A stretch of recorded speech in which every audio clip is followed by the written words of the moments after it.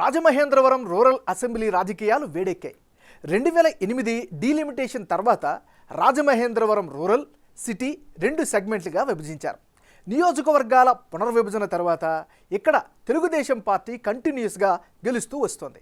2009, 2014, 2019 ఇలా hat trick victory కొట్టింది Telugu Desam party.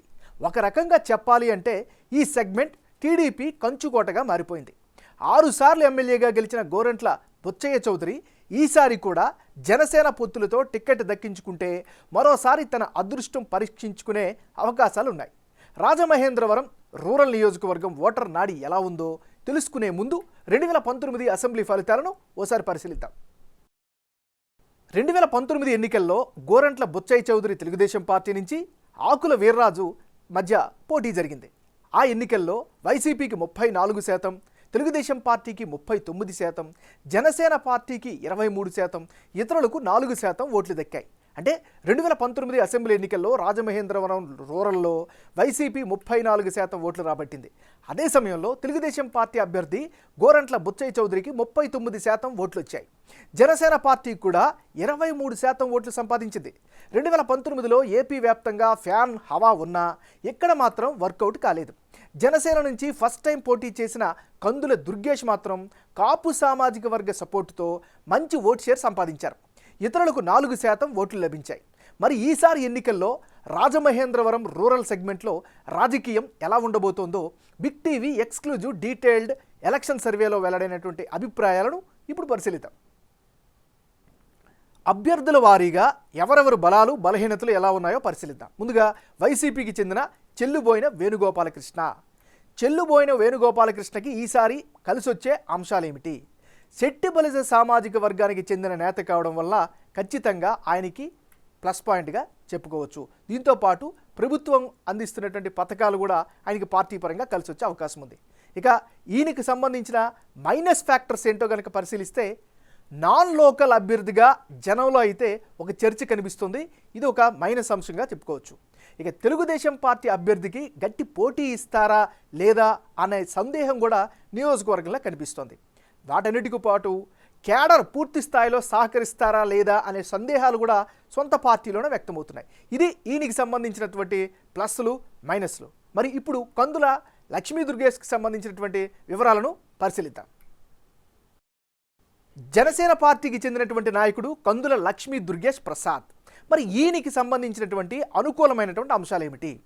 తూర్పుగోదావరి జిల్లాలో బలమైన నేతగా మంచి పేరైతే ఈయనకి కనిపిస్తోంది. మరోవైపు రాజమహేంద్రవరంలో కాపు సామాజిక వర్గ మద్దతు పూర్తిగా ఈయనకి దక్కే అవకాశాలు కూడా కనిపిస్తున్నాయి. దీంతోపాటు గత ఎన్నికల్లో ఓడిపోయారు అనేటటువంటి సానుభూతి ఫ్యాక్టర్ కూడా ఈయనకి ప్లస్ అయ్యేటటువంటి అంశం కనిపిస్తోంది. ఇక కందుల లక్ష్మీ దుర్గేష్ ప్రసాద్కి సంబంధించిన ప్లస్ మైనస్ పాయింట్స్ ఎలా ఉంటే ఇప్పుడు టీడీపీ అభ్యర్థి గోరంట్ల బుచ్చయ్య చౌదరికి అనుకూలించే ప్రతికూలించే విషయాలంటో ఇప్పుడు పరిశీలిద్దాం. తెలుగుదేశం పార్టీకి సంబంధించినటువంటి సీనియర్ నాయకుడు గోరంట్ల బుచ్చయ్య చౌదరి.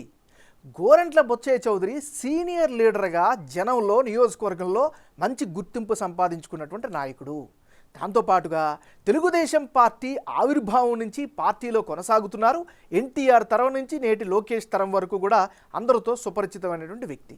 నెక్స్ట్ మొదటి నుంచి జగన్ మీద పోరాటం చేస్తూ వస్తున్నటువంటి నాయకుడిగా ఈయనపైనటువంటి ఒక సాఫ్ట్ కార్నర్ ఉంది.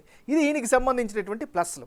మరి గోరంట్ల బుచ్చయ్య చౌదరికి మైనస్ అయ్యే అంశాలు ఏమైనా ఉన్నాయా పరిశీలిస్తే సెగ్మెంట్ అనుకున్నంతగా అభివృద్ధి చెందలేదు అనేటటువంటి అభిప్రాయం నియోజకవర్గంలో కనిపిస్తోంది. ఇది ఈయనకి ప్రధాన మైనస్. మరోవైపు గోరంట్ల వయసు 77 ఏళ్ళకు చేరడం కూడా ఆయనకు మరో మైనస్గా చెప్పుకోవచ్చు. ఏదేమైనా ఇది ఈయనకి సంబంధించినటువంటి ప్లస్లు మైనస్లు.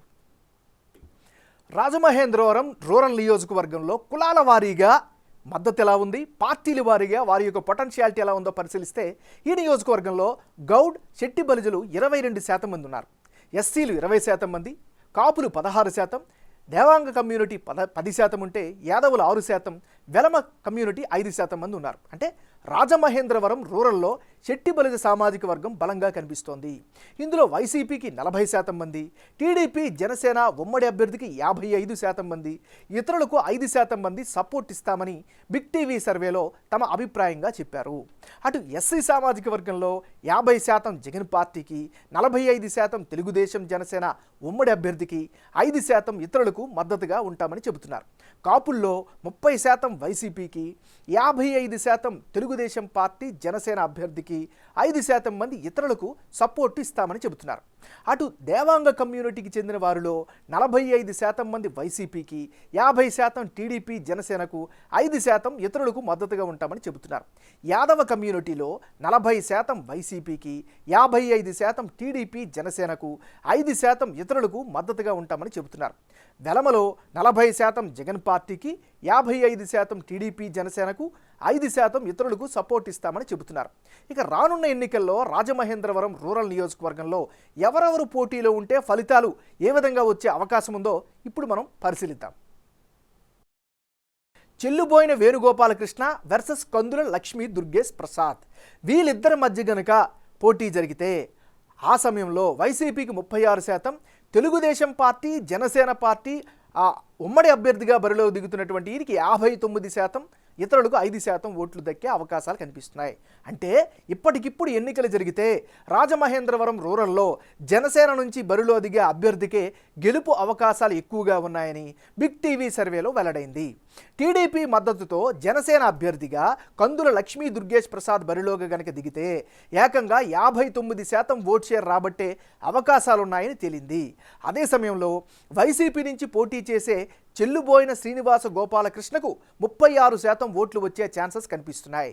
ఇతరులకు కూడా 5% ఓట్లు వచ్చే అవకాశాలు ఉన్నాయి. ఇప్పుడు అభ్యర్థి మారి అంటే చెల్లుబోయిన వేణుగోపాలకృష్ణ వర్సెస్ గోరంట్ల బుచ్చయ్య చౌదరి, వీళ్ళిద్దరి మధ్య గనక పోటీ జరిగితే ఆ పక్షంలో వైసీపీకి 36%, జనసేన తెలుగుదేశం పార్టీ ఉమ్మడి అభ్యర్థిగా పోటీకి దిగుతున్నటువంటి బొచ్చయ్య చౌదరికి 52%, ఇతరులకు 12% ఓట్లు దక్కే అవకాశం కనిపిస్తోంది. అంటే రాజమహేంద్రవరం రూరల్లో చెల్లుబోయిన వేణుగోపాలకృష్ణ వర్సెస్ గోరంట్ల బొచ్చయ్య చౌదరి పోటీ చేస్తే 52% ఓట్లతో టీడీపీ గెలిచే అవకాశాలే ఎక్కువగా కనిపిస్తున్నాయి. మొత్తం 52% ఓట్లు రాబట్టే ఛాన్స్ ఉందని బిగ్ టీవీ సర్వేలో తేలింది. ఇతరులకు 12% ఓట్లు రానున్నాయి. అసలు మ్యాటర్ ఏంటంటే రాజమహేంద్రవరం రూరల్లో టీడీపీ జనసేన పొత్తుల్లో భాగంగా ఏ పార్టీకి టికెట్ దక్కుతుంది అన్నది ఇప్పటికీ క్వశ్చన్ మార్క్గానే కనిపిస్తోంది.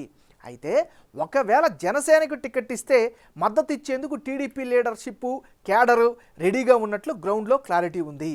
అదే సమయంలో టీడీపీకి టికెట్ దక్కితే మాత్రం జనసేన లీడర్ క్యాడర్ సహకరించే పరిస్థితులు అయితే కనిపించడం లేదు.